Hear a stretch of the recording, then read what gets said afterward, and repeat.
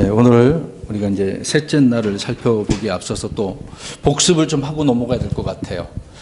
그냥 쭉 이어나가면 이해를 못할 것 같습니다. 먼저 우리가 지금 창세기 1장은 창조에 대한 이야기가 계속 나오죠. 이 창조. 영어 단어를 좀 이야기하고 그 단어를 통해서 우리가 좀 이 단어 구분을 좀 해야 될 것 같습니다. create라고 하는 이런 단어가 있죠. 창조라는 뜻이잖아요. R 붙이면 창조자예요. 창조자. 하나님께서는 창조자이시죠. 이 창조라고 하는 것은 아무것도 없는 것에서 만들어내는 것이 창조하는 것을 창조라고 이야기하는 겁니다. 그 다음에 또 하나 다른 어떤 단어가 있냐면은 make라고 하는 단어가 있어요. make, 만들다는 거잖아요. 여기다 또 R자 하나 붙이면은 뭐겠어요? 흔히 이제 조성자라고 우리가 이렇게 합니다. 하나님은 있는 거에서 뭔가 다시 조성하시는 거다. 새롭게 만든다. 이제 그런 의미가 됩니다. 또 하나는 form이라고 하는 단어가 있어요. form, 형태, 있는 거, 형태를 말하는 거죠. 근데 여기다 이 R을 붙이면 형성자, 하나님은 형성하시는 분이다. 자, 이것은 창조가 하는 뒤에 있는 것은 이제 흔히 우리가 이제 재창조라고 이제 표현하고 있는 거죠. 예, 그래서 두 가지, 창조, 재창조. 우리가 지금 창조하신 부분과 재창조하신 그 일들을 살펴보는데, 재창조는 6일 동안에 하나님께서 그 일을 다 마치신 것이죠. 예, 그리고 또 이 6일간에도 또 전혀 없었던 것을 하나님께서 만드실 때는 특히 사람, 동물, 그때는 이제 창조하셨다라고 말씀하고 있죠. 그 외에는 make, form 이 단어가 쓰여졌다라는 거 하는 부분입니다. 그래서 단어 구분을 우리가 먼저 이해를 해야 되는 거고요. 우리 하나님께서는 영원하신 분이죠. 영원하신 분이고 또 영원히 후에 여기는 이제 지워버리시고요. 영원히 또 있습니다. 영원에서 영원까지 하나님은 스스로 계시는 분이시고 시간의 제약이 없으시죠. 영원하신 하나님이라는 것을 알 수가 있습니다. 그 하나님께서 스스로 계시는 부분인데요. 우리 하나님, 성삼위 하나님께서 계십니다. 뭐 삼일체는 뭐 지금 설명할 부분이 아니지만 하나님이 계셨어요. 근데 하나님께서는 홀로 이렇게 있지 않으시고 영적인 존재를 만드시지 않았습니까?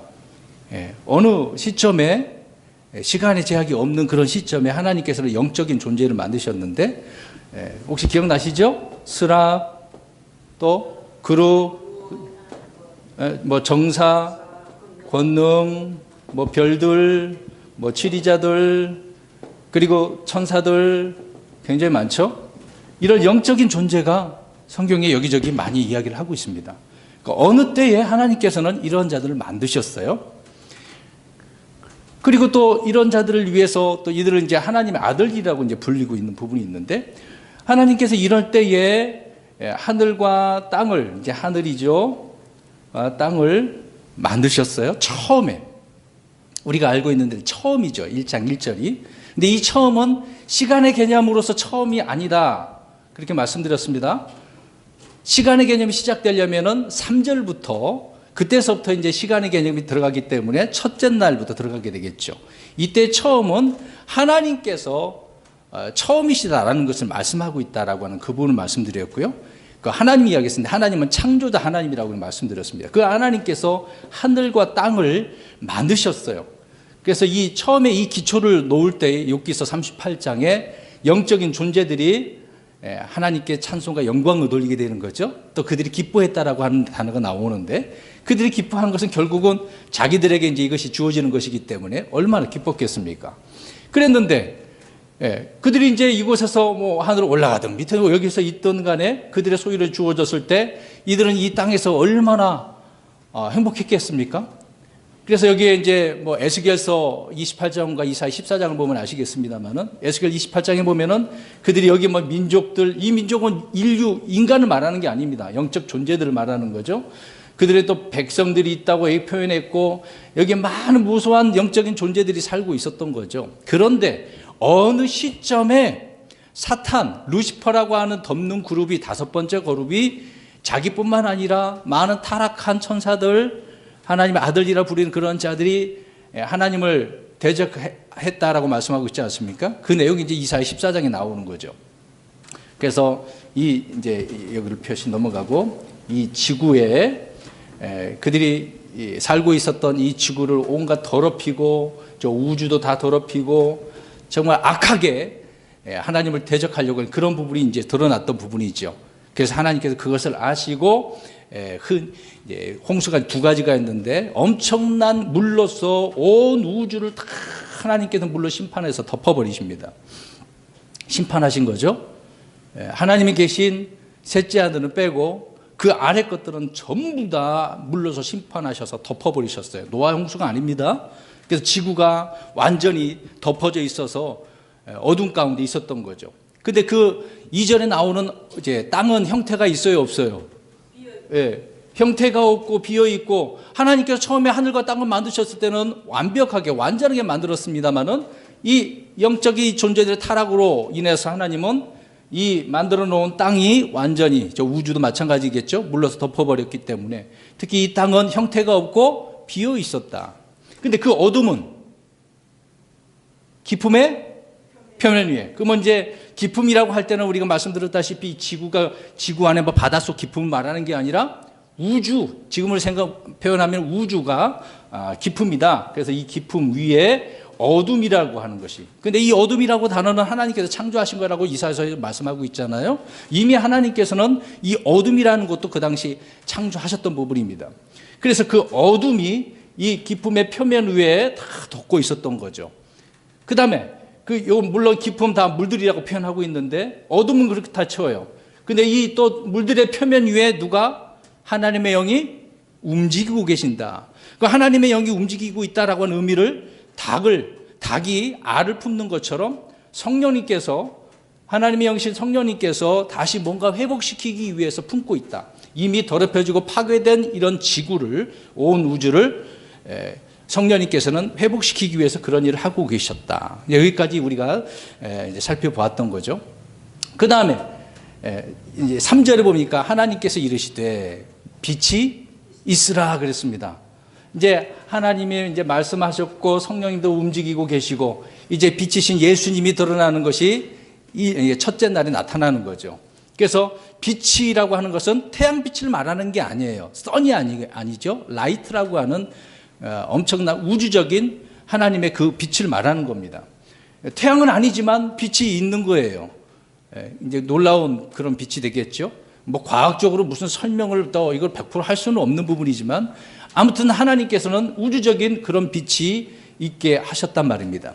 그래서 첫째 날 빛을 하나님께서 있으라라고 하셨을 때 그 빛이 어디에서? 어둠에서 빛을 나누셨다. 그래서 이 빛을 뭐라고 부르셨어요? 낮이라 부르시고 어둠을 밤이라. 이미 어둠과 밤이 무엇인지를 말씀하고 있어요. 흔히 우리는 아침에 태양이 뜨면 뭐라 그래요? 낮이고 태양이 사라지고 달이 뜨게 될 때는 밤이라고 그렇게 표현하고 있잖아요. 근데 그거는 나중 문제고 해, 달, 별 네 번째 날이 되는 부분인데요. 이미 하나님께서는 빛과 어둠에 대해서 낮과 밤이라는 것을 명명해 주셨던 부분이죠. 그때 이제 하나님께서 이미 말씀하셨습니다. 그러니까 아무튼 어둠에서 빛을 나누셨어요. 그 내용이 이제 첫째 날이죠. 둘째 날은요. 물들이 있는데 물들 한 가운데 뭐가 있어요? 궁창. 이제 좀 다시 또 조그맣게 그려서. 자, 이건 이제 지구라고 보시면 지구의 위에가 이제 물들이에요. 물들이 있어요. 물들이 하나였는데 하나님께 물들 한 가운데 뭐? 궁창. 궁창이 이렇게 하셨어요. 이 궁창은 뭐라고 표현했습니까? 두들겨 패서 펼쳐놓은 그런 공간을 이야기한다고 그랬잖아요. 그래서 궁창, 물들 한가운데 있게 하시고 물들 윗물과 아랫물 있게 만드셨던 거죠. 그래서 이게 둘째 날 하나님께서 윗물과 아랫물로 나누시는 궁창을 만드시는 이 궁창을 또 뭐라고 부르셨습니까? 하늘이라. 이 가운데 이게 물들, 윗물, 아랫물. 이거는 이제 궁창인데 궁창을 하늘. 우리가 흔히 생각하는 우리 대기권에 있는 하늘 거기를 말하는 게 아니에요. 흔히 말하는 스카이잖아요. 여기는 스카이 그런 게 아니에요. 헤븐이라고 하는 단어, 하늘이라는 단어입니다. 하늘.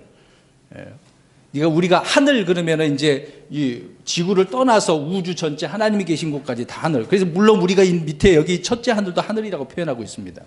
그래서 이 하늘이라고 불러졌다.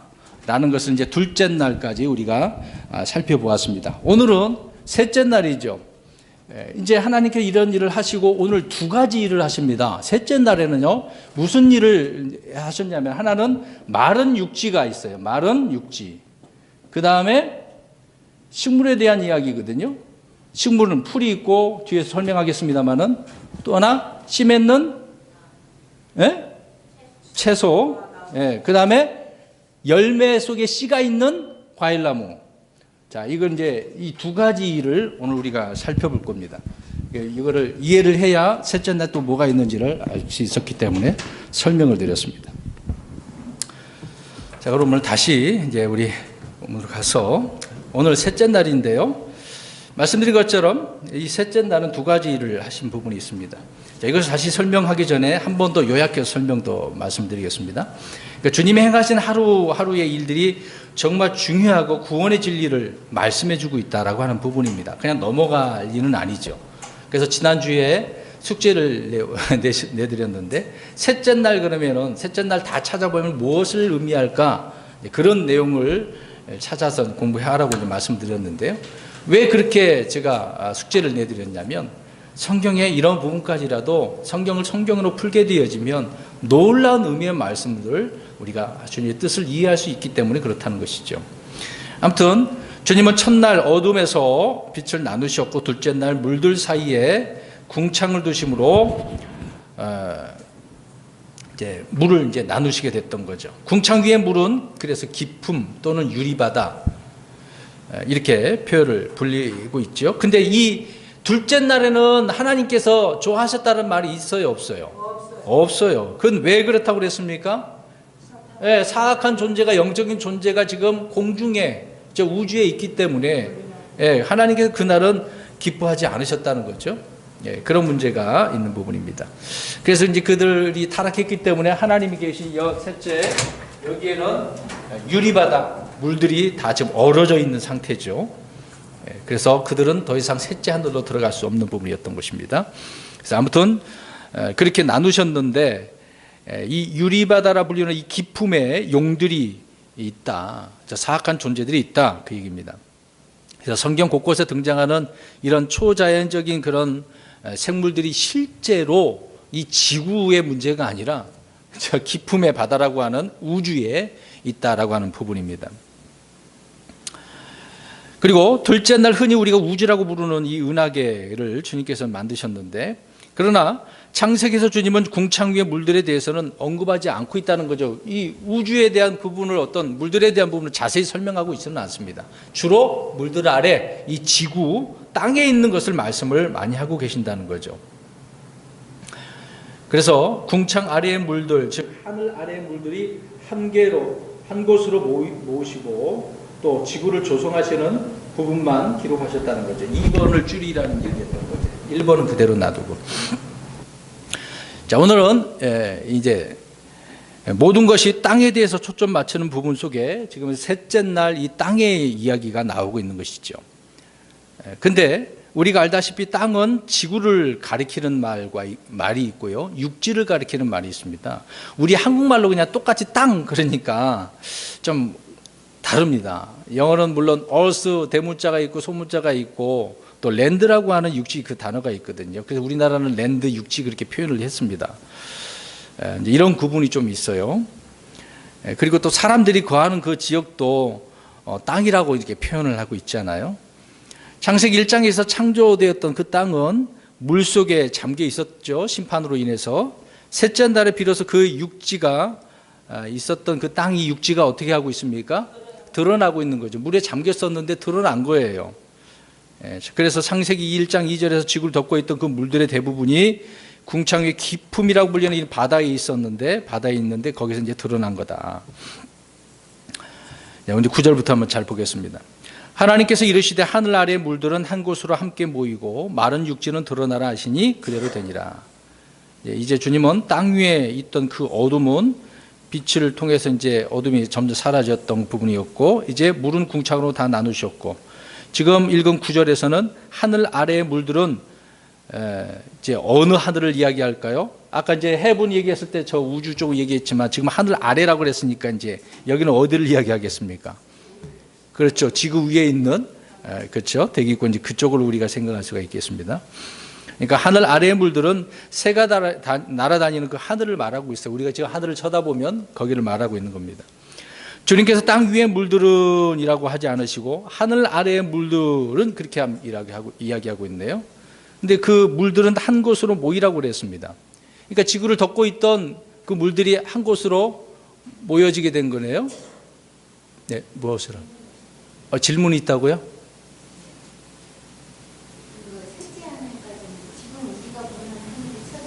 네. 우주. 네. 예, 영적 존재들이 있는 것이고요. 네, 거기서 활동하고 공중 권세 잡은 자라고 이야기하죠. 에베소서에서. 네. 네. 그렇게 쫓겨난 거예요. 셋째 하늘에서. 예. 원래 이제 지구까지 왔다 갔다 하다가 이제 그들의 영역은 지금 우주에 있는 거지만 나중에 계시록에 보면 쫓겨나가죠. 미가엘과 싸워가지고 다시 땅으로 내려옵니다. 예, 그건 이제 후의 일이고요. 지금 우리는 한참 과거의 일을 살펴보고 있는 거죠. 예, 아무튼 하늘 아래의 물들은 새가 날아다니는 하늘을 말하고 있습니다. 주님께서 땅 위에 물들은이라고 하지 않으시고 하늘 아래의 물들은 한 곳으로 모이라고 하셨죠. 여기서 하늘 아래라고 하는 표현은 아까도 말씀드린 것처럼 땅, 지구 그것을 설명한다고 말씀드렸는데요. 자, 이 부분의 성경 구절을 우리가 살펴보려고 합니다. 욥기서 28장 24절 가서 보시면 그분께서는 땅의 끝들까지 살피시고 온 하늘 아래를 보시며 라고 이야기합니다. 그분께서는 땅의 끝들까지 살피시고 온 하늘 아래를 보시며. 근데 이걸 잠깐만 생각나는 부분이 있는데 어떤 분은 요새 문제가 있습니다. 유튜브 조심해 보셔야 돼요. 여기서 땅의 끝들 그러니까 끝이 있다고 생각을 해서 지구가 평평하다고 이야기하는 사람들이 있어요. 참 그분들의 생각은 어떠한지 모르겠습니다. 자기 나름대로 교리를 세워가지고 끝들이니까 끝이 있을 거다라고 생각을 합니다. 참 이런 단어가 하나 좀 뭔가 올가매는 것 같은데 그건 사실이 아니죠. 지구는 평평하지가 않습니다. 아무튼 여기 보면 온 하늘 아래를 보시며라고 말씀하고 있는데 이 온 하늘 아래는 별들이나 달이 아니라 땅을 말하고 있다. 욥기서 28장은요. 첫째 하늘 아래에 있는 것은 땅밖에 없는 거죠. 지금 우리가 보이는 것을 대기권을 보고 있는 것이 첫째 하늘이잖아요. 그 하늘 아래에 있는 것이 뭐밖에 없다고요? 땅, 지구요. 네. 자, 주님께서 욥기서 41장 11절에 무엇이든지 온 하늘 아래에 있는 것은 다 내 것이다 라고 이야기합니다. 여기서 하늘 아래, 그러니까 이거 역시 무엇을 말하고 있다? 땅. 지금 땅 이야기를 하고 있는 겁니다. 저 물들을 이야기하는 게 아니에요. 저는 지금 땅 얘기를 하고 있는 겁니다. 전도서 1장 13절 가서 보시면 솔로몬이 이렇게 말합니다. 지혜를 써서 하늘 아래에서 이루어진 모든 일에 관하여 찾아보고 탐구하려고 내 마음을 쏟았는데 솔로몬도 대단하죠. 뭐 땅에 있는 건 둘째치고 뭐 하늘에 있는 것까지 알려고 탐구했다라고 말씀하고 있지 않습니까? 자, 여기서 솔로몬이 이야기한 하늘 아래. 자, 이 하늘 아래라는 말 역시 땅에서 일어난 일들을 이야기하고 있는 거죠. 금방 읽은 전도서 이 말씀은요. 하늘 아래 모든 일들, 모든 일, 이것은 성경에서 하늘 아래라는 말은 우리가 살고 있는 땅을 말하는 것을 지금 이야기하고 있다. 사람은 땅 위에 살고 있습니다만은 동시에 하늘 아래 사는 사람들이라고도 그렇게 불린다는 거죠. 그냥 말들을 같은 말인데 다른 말로 이렇게 표현을 하고 있다 그 얘기입니다. 땅 위의 왕국을 성경에는 하늘 아래 왕국이라고 또 말하고 있잖아요. 여러 가지 표현이 이렇게 있다는 것이죠. 땅 위의 민족들을 하늘 아래의 민족들 그렇게 말하는 부분입니다. 우리 성경에서 그렇게 말하고 있다라고 하는 것을 우리가 주의를 기울여야 되겠죠. 다시 한번 9절을 보시기 바랍니다. 9절에서 하늘 아래의 물들은 결국 땅 위의 물, 뭐 이렇게 물들을 이렇게 표현하고 있는 거죠. 이것은 궁창 위와 아래로 나누어진 그것을 말하는 게 아닙니다. 우주에 있는 물들 그것이 아니라는 거죠. 땅에 있는 걸 말하는 것입니다. 여기서 하늘은 궁창을 말하는 것이 아니라는 거죠. 그래서 지상에 있는 그 바다들, 우리가 뭐 바다가 하나라고 할 수는 없잖아요. 뭐 지중해, 동해, 뭐 남해, 우리나라 표면은 뭐 서해, 동서, 남 이렇게 있잖아요. 다른 데는 지중해도 있고 태평양이 있고. 이거는 바다들이라고 합니다. 근데 둘째 날 6절부터 8절에 나오는 그 바다 물들과는 다르다, 이제 그 얘기입니다. 셋째 날은요. 이런 부분을 우리가 구분을 해야 됩니다. 그러니까 막 헷갈릴 거예요. 자세하게 우리가 이거를 살펴보고 읽고 생각을 안 하면 그 말이 그 말 같아요. 근데 유심히 잘 보면 나눠지는 거다, 다른 것을 말하고 있다, 그 이해를 할 수가 있습니다. 주님께서 땅 위의 물들이라고 하지 않으시고 또 하늘 아래의 물들이라고 이렇게 말씀하신 것은 하늘과 땅의 그 관계를 지금 설명하고 있는 거예요. 하늘과 땅의 아주 그 중심, 어떤 좌표를 정확하게 말을 해주고 있는 겁니다. 구분을 확실하게 지어주고 있다는 거죠. 땅은 이미 창세기 1장에 보면 처음부터 하늘과 동등이나 어떤 뭐 평행성성이 있는 게 아니라 지금 밑에 하늘 아래에 있는 것으로 지금 성경은 말씀하고 있다, 그 얘기입니다. 왜 이런 이야기 하냐면 자꾸 다 펼쳐져 있다라고 이제 주장을 하는 자들이 있기 때문에 이것을 설명드리고 있는 겁니다. 오늘 혹시나 해서 낮에 한번 평평한 지구를 주장하는 분들 설교를 듣긴 들었는데요. 어거지더라고요. 좀 안타까운 부분이 있는 것 같습니다. 뭐 거기까지 지금 말할 시간은 없지만 아무튼 위아래 정확하게 우리가 구분을 잘 둬야 된다, 그 얘기입니다. 하나님께서 말씀하셨는데요. 하늘 아래의 물들은 한 곳으로 모이고 라고 이야기합니다. 한 곳으로. 그것이 어떤 곳인지 모르겠어요. 지구에 있는 바다는 이렇게 주님의 말씀으로 이렇게 형성되어지는 것을, 만들어지는 것을 보게 되어집니다. 그래서 한 곳이라는 표현을 통해서 보시면 좋을 것 같아요. 이렇게 표현하면 좋겠습니다. 지금 여기 없는데 우리 국자 있잖아요. 국자. 이렇게 국자 모양. 한 곳으로 이렇게 모이는 그런 부분을 우리가 생각해 보면 될 것 같네요. 그래서 모든 바다가 다 하나로 또 연결되어진 부분이 있지 않겠습니까? 이렇게 하늘 아래의 물들이 한 곳에 모여 있었다는 것은 지구의 바다가 지금의 바다 모양과는 좀 달랐다. 왜 그러냐면 지금 지륙이 대륙 이동이 되었다고 하는 그 부분이 어느 때 이렇게 땅이 나누어졌다고 표현했습니까? 창세기 나오는 대로 벨리게 때에 나눠졌잖아요. 그 전에는 지금 땅은 하나였어요. 그냥 하나, 육지 이렇게 형성되어져 나눠진 게 아니었었습니다. 5대양 6대주 이렇게 나눠진 게 아니라 하나였었어요. 또 물들은 물들대로 그렇게요. 바다는 그렇게 나눠져 있었다. 그걸 이해를 하면 될 것 같네요. 그러니까 하늘 아래의 물들이 한 곳에 모여 있었다는 것은 지구의 바다가 지금의 모양과 좀 다르다라고 하는 부분이고요. 말씀드린 것처럼 노아의 대홍수로 인해서 그 당시에 또 대지형의 변화도 있었고 벨리게 때 나눠진 부분이 있었죠. 계속해서 구절을 보시기 바랍니다. 마른 육지는 그래서 물은 하나로 이제 몰렸으니까 드러나는 것이죠. 그래서 그대로 됐다라고 말씀을 하고 있습니다. 드디어 주님의 말씀을 통해서 물이 덮여 있던 그 땅이 바다와 육지로 나누어진 것을 우리가 셋째 날에 이제 보게 되어집니다. 그러니까 하나님께서는 계속해서 이렇게 일하는 방식을 또 보면은 나누고 계신다는 거죠. 구분을 짓고 있다는 것입니다. 이런 부분을 우리가 잘 살펴보았으면 좋겠습니다. 아무튼 그래서 9절은 그런 의미의 말씀을 하고 있고요. 10절을 보십시오. 하나님께서 마른 육지를 땅이라 부르시고 물들이 함께 모인 것을 바다들이라 부르시니라. 하나님께서 보시기에 좋았더라. 자, 여기서 말하는 땅은 뭐라고 말씀드렸습니까? 땅이 아니라 마른 육지, 지구가 아니라 마른 육지, 우리가 밟고 다니는 육지를 말한다. 그러니까 땅 그러면 지구도 있고 마른 육지도 있고 그걸 구분져야 된다고 하는 의미에서 다시 한번 말씀드린 겁니다. 자, 여기서 바다는 지구의 또 바다를 말하고 있는 거죠. 저 궁창에 있는 윗물, 아랫물, 그물을 말하는 게 아니라는 겁니다. 그래서 지구는 크게 땅과 바다로 이렇게 나누어진 것을 보게 되어집니다. 흔히 이제 물은 몇 %라고 그러죠? 70%. 나머지는 30%인데 그러면 땅에 이렇게 되어 있다는 것을 우리가 생각하죠. 뭐 과학자들이 또 명명한 부분이면 그게 정확한 건지 아닌 건지 모르겠네요. 사람의 몸도 이렇게 70대 30으로 이렇게 구분되어진 부분이 있는데 아무튼 그 정도 부피 크기가 있다는 것을 알 수가 있습니다. 그러니까 은하계 우주 전체 모든 다른 별들과 뭐 차이가 있는 이 땅을 우리가 보게 되어지죠. 이런 뭐 과학적인 제가 지식은 없지만 그 과학적인 것을 뭐 지금 설명하면은 굉장히 복잡할 것 같아서 그거는 빼도록 하겠습니다. 아무튼 하나님은 땅과 바다를 보시고 어떠셨다고 그래요? 좋았더라. 보시기에 좋았더라. 분명히 하나님께서는 자신이 하신 일들을 보시고 좋았다라고 말씀합니다. 주님은 자신이 이렇게 작품을 만드셨고 그 이름대로 부르시죠. 그것을 보시고 좋으신 것을 알 수가 있습니다. 이것은 모든 창조물의 존재 목적이 무엇인지, 그 이유가 무엇인지를 설명해 주고 있는 거죠. 계시록 4장 11절에 보면 주께서 모든 것을 창조하셨고 또 그것들이 주를 기쁘게 하려고 존재하며 창조되었다라고 말씀하고 있습니다. 그러니까 저와 여러분들도 지금 어떻게 해요? 주를 어떻게 하려고? 기쁘게 하려고.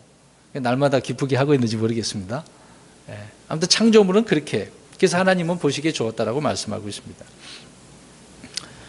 디모데전서 4장 4절에도 모든 창조물은요, 주님의 말씀대로 주님이 보시기에 좋은 존재들이라고 말합니다. 그래서 하나님의 모든 창조물은 선하고 그렇게 되어져 있어요.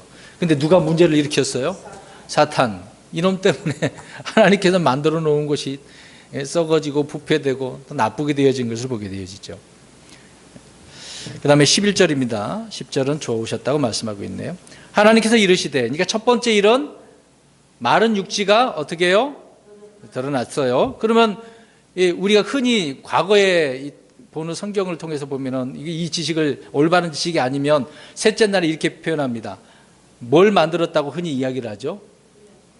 바다, 땅, 식물이라고 표현합니다. 근데 이미 바다는 물로 있었어요, 없었어요? 있었던 것이 지금 한 곳으로 모여갔던 것이고, 그 다음에 육지라고 하는 것은 어떻습니까? 이미 있었던 것이 드러난 거죠. 그렇죠? 근데 이걸 땅을 만들었다고 하면 안 되죠. 지구를 또 만든 건 아니잖아요. 있는 것이 드러났다, 그 얘기입니다. 그래서 첫 번째 마른 육지에 드러난 거고, 두 번째 일을 우리가 보게 되어집니다. 11절 읽습니다. 시작. 하나님께서 이르시되 땅은 풀과 씨 맺는 채소와 자기 종류대로 열매 맺는 과일나무 곧 열매 속에 씨가 있는 과일나무를 땅 위에 내라 하시니 그대로 되어. 네. 하나님 이렇게 말씀하셨네요. 물에서 나온 마른 땅, 그 육지가 이제 뭔가를 채워야 될 거 아닙니까? 드러났으니까. 드러난 거에 하나님께서는 두 번째 하신 일이 그 땅에게 이제 명령을 하고 있네요. 땅에게 지금 명령을 하셨습니다. 뭔가를 나오게 하셨는데 세 가지. 첫 번째 풀, 그 다음에 씨 맺는 채소, 그 다음에 열매 맺는 과일나무. 열매 속에 또 뭐가 있어야 된대요? 씨가 있는 과일나무를 땅 위에 어떻게 하라? 어떻게 하라? 내라. 지금 뭐 창조하신 거예요? 이미 있었던 것이 드러내라. 그 얘기잖아요. 땅 속에 있는 것들이 땅 위로 지금 나오라고 명령을 하고 있는 거예요. 이게 이제 재창조인 것입니다. 그래서 처음에 이 세 가지를 말씀드렸던 거예요. 자, 여기서 우리는 식물은 새로운 창조가 아니라 죽어 있었던 것처럼 보이는 거, 이것이 어떻게 하고 있어요, 지금? 다시 살아난 거. 창조가 아니라 지금 부활이라고요. 새 생명을 지금 부여받고 있는 장면을 보게 되어집니다, 이 식물이요. 그래서 식물들, 과일나무들은 이전 세상에 있었다는 거예요, 없었다는 거예요? 있었다는가요? 처음에 만들어 놨을 때 있었단 말입니다. 있었던 것에서 이게 드러난 거죠. 땅은 기품의 물로부터 나와서 식물의 뿌리들과 풀과 나무들이 이렇게 싹이 트도록 명령을 받았고 또 씨를 맺고 자라도록 하셨다라는 것을 이 11절을 통해서 알 수가 있습니다. 자, 말씀을 잘 보시기 바랍니다. 식물은 지금 좀 전에 말씀드린 것처럼 창조적인 그런 행위가 아니라 우리가 겨울이 지나면 봄이 되면 없었다 죽었던 것처럼 보였던 땅에 뭐가 일어나죠? 식물들이 채소들이 올라오잖아요. 그러니까 거기서 싹을 내는 것 같이 그렇게 땅 속에 있던 씨앗들이 땅 위로 나오도록 한 거란 말이죠.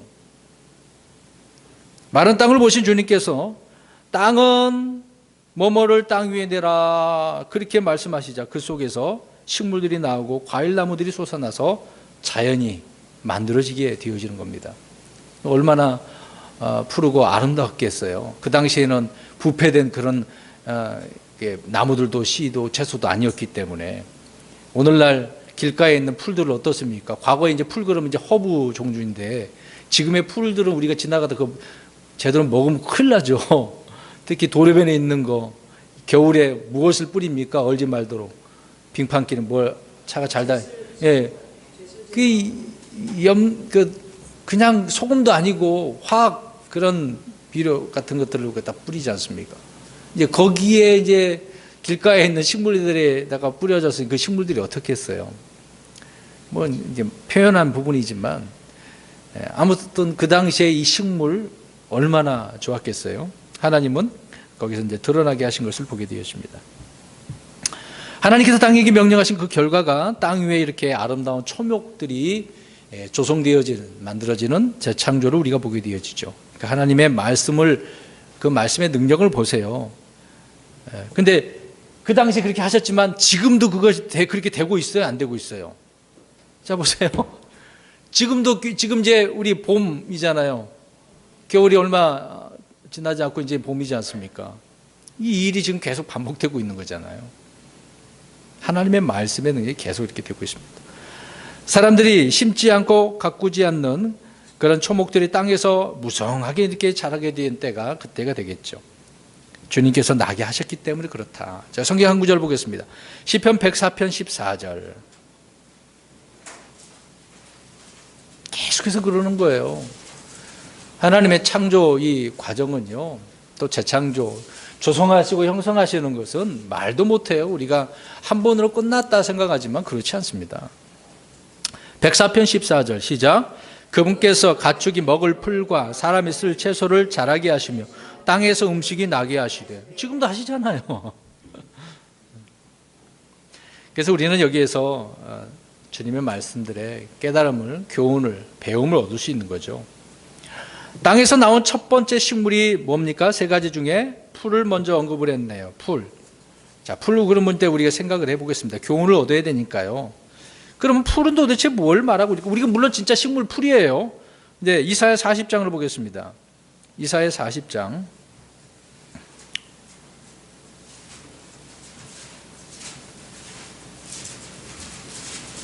6절에서 8절. 물론 창조 과정 속에서 실제 식물이지만 우리가 이제 영적 교훈을 얻기 위해서 이 구절을 보는 겁니다. 40장 6절에서 8절 시작.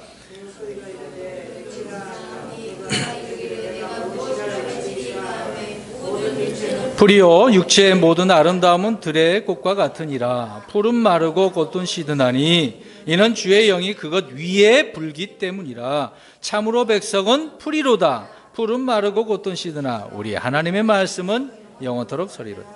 여기 참으로 백성은 또 뭐라고 표현했어요? 풀, 진짜 식물을 풀이지만 또 사람을 일컬어 뭐라고 표현하고 있다? 풀, 사람을 일컬어 또 풀이라고 표현하네요. 근데 우리 사람도 역시 어떻게 된답니까?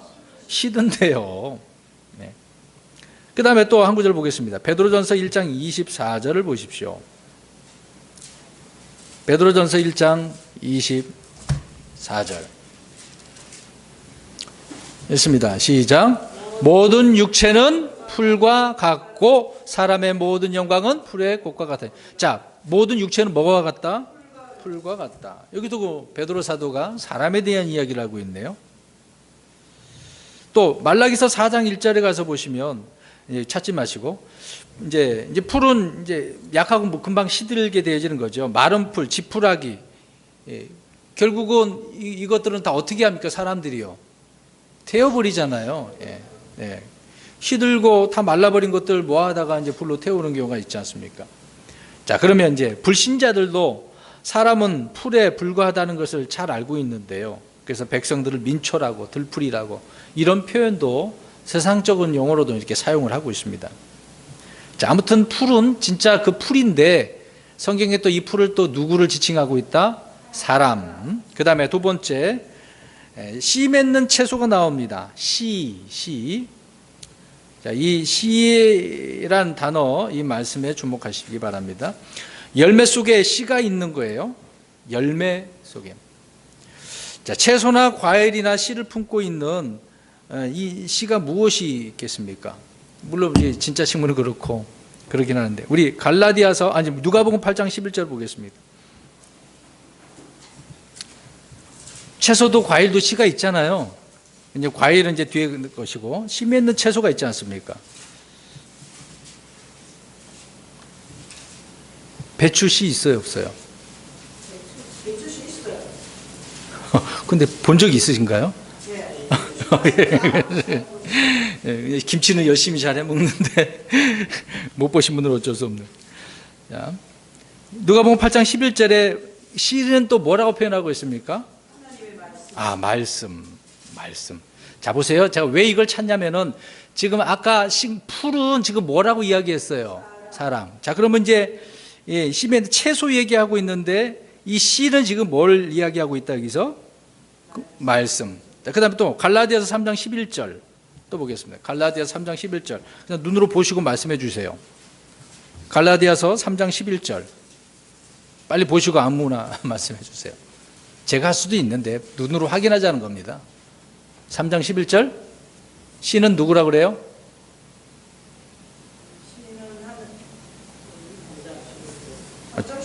제가 잘못 불렀나요 구절을? 잠깐만요. 제가 잘못 불렀나요? 잘못 불렀나? 갈라디아서 제가 잘못해놨네. 구절을 잘못해놨습니다. 나중에 16절인가요? 네, 그러네. 16절이네요. 예, 죄송합니다. 16절이었는데 6절로 제가 표시를 잘못해놨네요. 네, 죄송합니다. 네, 16절이네. 표시를 해놓고. 네. 여기 씨가 뭐라고요? 예수님. 말씀이고 예수님이고. 네. 그렇죠? 이런 의미로 성경은 또 기록을 해주고 있네요. 오늘날 이제 채소 같은 경우 보면은 씨를 어떻게 버리면 특히 수박 같은 경우 막 씨가 많으니까 어떻게 하려고 그래요? 먹기 귀찮으니까 없애버리려고 하잖아요.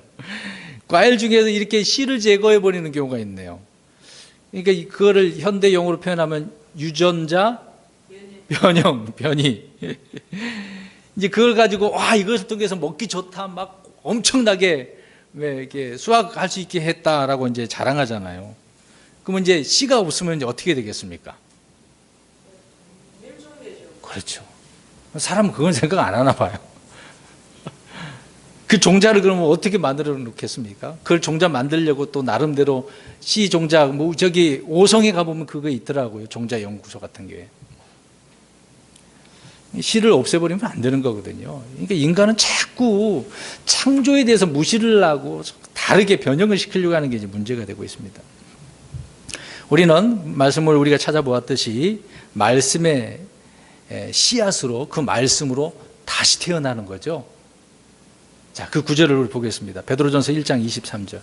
지금 왜 이 구절을 찾았는지 영적 교훈을 우리가 깨닫기 위해서 살펴본 것입니다. 베드로전서 1장 23절, 베드로전서 1장 23절. 시작. 너희가 다시 태어난 것은 썩을 씨에서 난 것이 아니 썩지 아니할 씨에서 난 것이니 살아있고 영원히 거하는 하나님의 말씀으로. 저와 여러분들이 거듭나려고 하면 무엇으로? 말씀으로. 그러니까 복음을 듣고 주님이 내 안에 들어오셔야 다시 태어나는 거죠. 말씀으로 우리가 이렇게 됐다고 이야기를 하고 있는 것입니다. 그러니까 이렇게 그러므로 이제 성도는 누구나 그 속에 생명을 낳을 수 있는 이런 씨가 있는 거에 이렇게 다시 태어났기 때문에 풀과 씨 맺는 채소의 그 차이가 무엇이라고 이야기합니까? 거듭나지 못한 사람들은 누구나 그냥 풀이에요. 근데 저와 여러분들은 어때요? 그냥 풀이 아니고 이제는 그렇죠. 이게 이제 영적 교훈인 거예요. 그냥 풀, 없어져 버린, 시들어 버린 그런 그런 불신자들이잖아요. 근데 우리는 다시 태어났기 때문에 어떤 씨 맺는 채소가 되는 겁니다. 이 순서를 잘 보세요. 그러니까 순서대로 우리가 잘 봐야 됩니다. 그러니까 거듭난 성도는 그 속에 씨가 있는 씨 맺는 채소들이라는 거예요. 항상 이 씨가 있어야 됩니다. 말씀의 씨가. 땅에는 먼저 풀이 나고 그 다음에 뭐가 나온다는 얘기예요? 씨 맺는 채소. 순서를 보시라고요. 풀 나오고 그 다음에 씨 맺는 채소가 나온다. 이런 진리가 다 담겨져 있는 거죠. 그 다음에 이제 세 번째로 뭐가 나오는 거예요? 열매 맺는 나무. 근데 그 열매 맺는 나무 뭐가 있어요? 거기서도 씨가 있네요. 하나님은 땅에 열매 맺는 나무를 나게 하셨는데 또 이 또 나무도 누구를 지칭을 할 것 같아요? 뭐 참 포도나무신 예물을 예수님 말씀하고 있죠. 또 사람을 일컬어서도 나무라고 표현하고 있습니다. 그래서 성도들은 강가에 심기운 뭐라 그래요? 나무. 뭐 시편 1편 1절에도 나오고 있고, 성도들은 열매를 맺는 이렇게 나무고 그 속에 씨가 있는 과일나무라는 거예요. 그 속에 씨가 있는 과일나무. 마태복음 7장 17절에 20절에 보면은 좋은 나무마다 좋은 뭘 맺어요? 열매를. 변질된 나무는 나쁜 열매를 맺는 거죠. 좋은 나무, 나쁜 나무가 있네요. 자, 근데 열매를 맺지 못하는 나무는 뭐만 버리는 거예요? 땅만 버리는 거잖아요. 그럼 그런 나무는 다 어떻게 하신대요? 뽑아버려야죠. 그러니까 나쁜 열매, 부패된 그런 열매를 맺는 나무는 뽑아서 불에 던지는 거죠. 찍어서. 성도들은 좋은 열매를 많이 맺는 나무가 되어야 하는 것입니다. 그 구절을 보겠습니다. 요한복음 15장 8절. 또 뽑힌다고 하니까 또 구원 이른다, 또 여기다 연결하면 안 돼요. 사람들은 꼭 거기다가 연결해요. 이 내용을 잘 모르니까 그렇게 엮으겠죠. 그런 내용이 아니죠. 열매에 대한 얘기죠. 요한복음 15장 8절 시작. 너희가 열매를 많이 맺는 것, 이것으로 내 아버지께서 영광을 받으시나니 이로써 너희가 내 제자가 되리라. 제자가 되려면 열매를 많이 맺어야죠. 열매를 맺는 것, 이런 나무가 되라고 주님께서 말씀하고 있다는 겁니다. 주님께서 우리를 택하신 목적이 열매를 맺게 하는 데 있다는 거죠. 금방 읽은 8절 그 앞으로 가보면, 그 다음에 16절에 보면 있습니다. 너희가 나를 택하지 아니하고 내가 너희를 택하여 세웠나니 이것은 너희가 가서 열매를 맺게 하고 또 너희 열매가 남아있게 하렵니다. 열매를 많이 강조하고 있네요. 이미 셋째 날부터 뭘 강조하고 있어요? 열매. 그냥 우리는 넘어갈 수도 있지만 성경을 이렇게 영적으로 찾아서 보면 이런 의미를 담고 있다는 것입니다. 그 다음 한 구절 또 보겠습니다. 갈라디아서 5장 22절에서 25절. 자, 열매 맺는 나무라고 한다면 누구나 이 구절을 떠오를 수밖에 없어요. 갈라디아서 5장 22절 23절은 은사가 아닙니다. 열매예요. 이 은사가 아닙니다. 사람들은 이걸 착각하죠. 이게 은사인 줄 알고. 사랑이 은사인 줄 알고. 사랑은 은사가 아니라 열매예요. 자, 읽어봅니다. 시작.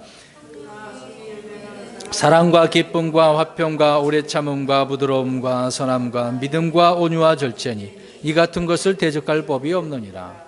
열매 맺는 나무, 그러면 이제 우리가 이렇게 생각하잖아요. 성령의 열매는 과일나무인 사람이 그 속에 말씀이란 씨앗을 맺는 거예요.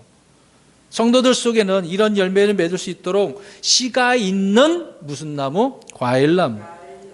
열매 맺는 일을 그치지 않는 그런 나무가 복을 받는 나무라고 이야기하잖아요. 시편 1편에. 예레미야 17장 8절에도 말하고 있습니다. 그러니까 순서를 잘 보세요. 첫 번째 풀, 그 다음에 씨 맺는 채소, 그 다음에 과일나무. 땅 위에 사는 사람도 마찬가지라는 겁니다. 모든 육체는 풀이고 각 거듭난 그리스도는 씨 맺는 채소이고 성숙한 그리스도인은 열매 맺는 과일나무다. 이해되셨습니까? 네. 이게 두 가지 일을 이렇게 하신 거예요. 땅이 있어야 거기에 이 풀, 식물들이 이게 되고 열매를 맺게 되어지는 거죠. 사도 바울도 그래서 이런 것들을 통해서 배움을 얻으라고 말씀을 하고 있는 것입니다. 그래서 이렇게 성경을 여기저기서 찾아보았던 것이고요. 이렇게 역사적인 장소, 사건들, 또 인물, 이런 것들 뭐 그대로 우리가 문자적으로 믿는 것이지만 영적인 이런 귀한 교훈들을 우리가 캐내어서 깨달을 수가 있다는 겁니다. 그 다음에 12절입니다. 땅의 풀과 자기 종류대로 씨 맺는 채소와 각기 자기 종류대로 열매 맺는 나무 곧 열매 속에 씨가 있는 나무를 내니라. 하나님께서 보시기에 좋았더라. 그렇게 내라 그랬더니 그렇게 됐다고 이야기하고 있죠. 이것을 보시고 하나님께서 좋았다고 말씀하고 있습니다. 그러니까 주님이 말씀하시니까 땅은 무엇을 냈어요? 첫 번째로 풀을 내었고, 그 다음에 풀을 내니까 자기 종류대로 씨 맺는 채소를 내게 됐죠. 그 다음에 자기 종류대로 열매 맺는 나무 곧 열매 속에 씨가 있는 나무를 냈다. 그러니까 우리가 늘 보는 푸른 잔디, 풀꽃, 나무들은 하나님이 어디에서 나오게 한 거예요? 땅에서 나오게 한 거죠. 하늘에서 내린 게 아니에요. 땅에서 나오게 하신 거예요. 있었던 것을 드러내신 거죠. 그러니까 재창조하신 겁니다. 다시 이거 잘 보셔야 돼요. 창조, 조성, 형성. 단어를 이해를 하면 6일 과정까지 다 이해가 되는 겁니다. 땅이 식물을 내는 것은, 그래서 제가 숙제 낸 거죠. 부활의 진리를 이야기하고 있다. 부활을 말하고 있다. 땅이 주의 말씀에 따라 땅 속에 있던 각종 식물들을 낸 것처럼 장차 주님의 명령이 떨어지게 되어지면 땅 속에 누워있던 자들, 죽은 자들이죠. 모두 어떻게 땅 위로? 그렇지, 일어나는 거예요. 내게 될 거죠. 우리 그 구절을 보겠습니다. 이사야 26장 19절. 이사야 26장 19절입니다. 땅에서 나오는 거는 부활을 이야기하고 있는 거예요. 예수님도 땅에 묻혔다고 어떻게 하셨어요? 셋째 날에 살아나셨잖아요. 일어나셨잖아요. 26장 19절 시작. 주의 죽은 자들은 살겠고 그들이 나의 죽은 몸과 함께 일어나리. 흙 속에 거하는 자들아 너희는 깨어 노래할지어다. 주의 이슬은 최소의 이슬 같으니 땅이 죽은 자들을 내놓으리로다. 아멘. 죽은 자들을 어떻게 한대? 땅이 내놓는 데잖아요. 앞으로 그렇게, 그게 부활을 이야기하고 있다는 거예요. 셋째 날 우리는 모두 땅에 묻히지만 땅에서 일어나게 될 겁니다. 풀, 채소, 과일나무가 땅에서 나왔듯이 사람은 그렇게 나온다는 거예요. 어디에서? 땅에서. 이것이 부활이다. 셋째 날이 이렇게 보여주는 아주 중요한 진리, 이 진리는 부활의 진리라는 것이죠. 이전의 땅은 주의 말씀대로 풀과 나무를 내었지만 이후의 땅은 주의 말씀대로 자신의 죽은 자들을 내어놓게 될 것입니다. 또 한 구절 볼까요? 이사야 45장 8절. 이사야 45장 8절입니다. 45장 8절 시작. 하늘들아 너희는 위에서부터 의를 내리며 장공은 땅은 열리고 그들은 구원을 가져오며 의인은 함께 솟아날지어다. 나 주가 그 일을 창조하셨네. 아멘. 땅은 열리잖아요. 땅은 열리고 의인은 함께 솟아날지어다. 얼마나 놀라요. 주님의 의가 부활로 다 드러나지 않겠습니까? 그러니까 땅 속에는 사람들이 어떻게 얘기해, 쓸만한 자원들이 있는 것처럼 막 찾아다니잖아요. 땅 파면 막 뭐가 나와요? 금, 석유, 돈이 얼마나 많이 나와요. 그래서 막 땅 사고 그걸 막 캐내죠. 근데 땅 속에는 지하 자원만 있다는 게 아니죠. 죽은 혼들이 있습니다. 뭐 지옥만 또 있는 건 아니잖아요. 무덤에 잠잔 믿음의 사람들이 있다. 이렇게 땅에서 솟아나는 의란 바로 예수 그리스도의 부활을 의미하고 있다는 것입니다. 하나님의 의신 예수 그리스도를 우리의 죄를 위해 죽으셨고 우리의 의를 위해 다시 일어나신 분이 우리 예수님이죠. 땅에 더 낮은 곳 지옥으로 내려가신 주님께서 일어나셨을 때 땅이 어떻게 됐습니까? 열렸잖아요. 구원을 가져오잖아요. 의도 함께 솟아난 것 아니겠습니까? 우리 기독교는, 우리 성경을 믿는 사람들은 이 부활의 능력이요 넘치는 거예요. 보세요. 셋째 날에 죽었던 것처럼 보이는 것들이 어떻게 해요? 땅 속에서. 그렇잖아요. 우리 그리스도인들 그래요. 죽은 것처럼 보여요. 별거 아닌 것처럼 보여요. 그런데 이 부활을 알면은요, 이 생명이 넘치는 겁니다. 살아나는 거죠. 그 다음에 13절 마지막. 그 저녁과 아침이 셋째 날이니라. 주님께서 이렇게 행하신 일을 마무리 짓고 있네요. 첫째 날과 둘째 날은 온 우주에 행하신 일들이었는데 이제 셋째 날부터는 어디에 관한 일이에요? 땅에서 행하시는 일로서 바다와 육지를, 땅을 이제 구분하시죠. 드러내시고 만드시고 땅의 각종 풀과 채소 나무들이 자라게 하신 것이었던 것입니다. 그러니까 처음에 하나님 자신으로 1장 1절 처음에 하나님 그렇게 말씀하죠. 이제 그렇게 시작으로 해서 셋째 하늘에서 둘째 하늘로, 또 둘째 하늘에서 첫째 하늘로, 그 다음에 땅으로 이어져서 지금 설명을 하고 있다. 예, 순서를 그래서 다시 설명드리고, 여기 보세요. 하나님, 둘째, 셋째지만 둘째, 첫째 하늘로 내려오십니다. 그러니까 셋째 날은 지상의 식물이 처음 등장한 날. 그러니까 이것을 생각해 보면 하루 몇 시간인가에서 정확히 알 수 있습니다. 24시간이잖아요. 그러면 식물, 다음 주에 말씀드리겠습니다만은 바닷가 식물 드러났어요. 근데 이 식물들은 뭐가 또 필요해요? 그거 얘기하니 아주 중요한 거 있어요. 이것이 없으면은 이런 물 그런 거 있으나 많아요. 그렇죠. 그래서 넷째 날에 뭐가 나와요? 해, 달.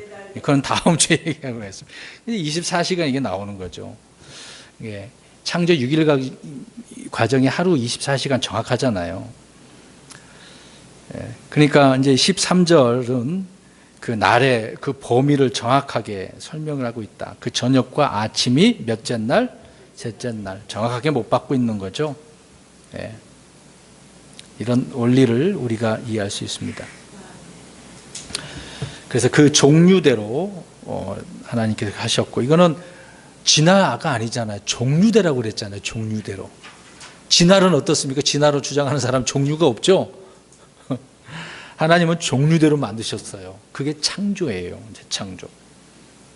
주님은 들에 풀 한 포기, 산에 나무 한 그루 어떻게 만드셨어요? 종류대로. 여기 써 있잖아요. 우리 읽었잖아요. 자기 종류대로라고. 자기 종류대로. 뭐 섞어서 뭐가 되고 점점점 변하고 그런 게 아니죠. 그래서 그 주님께서 말씀하시니까 그대로 된 거예요. 그래서 셋째 날이 이렇게 된 것입니다. 그래서 창세기를 오늘 결론적으로 창세기를 통해서 우리가 배울 수 있는 믿음은 무엇이든지 주님께서 말씀하신 대로 어떻게 된 거예요? 그대로 된 거예요. 말씀의 능력을 이렇게 우리가 이것을 통해서 믿어야죠. 하나님께서 창조, 재창조도 이렇게 하셨는데 하나님의 말씀을 이런 데서 또 신뢰를 해야 우리 하나님이 기뻐하지 않겠습니까? 꼭 눈으로 보이지 하나님 살아계시다 그런 데만 하고 좀 어린 사람이에요. 하나님께서 하신 일들을 통해서 우리가 이런 확신을 가져야 되는 거죠. 그래서 주님의 말씀은 권능의 말씀이다. 주께서 말씀하시니까 그대로 된 것. 이 말씀을 마음속에 잘 새겨둘 수 있는 저와 여러분 되시기를 바랍니다. 기도하겠습니다.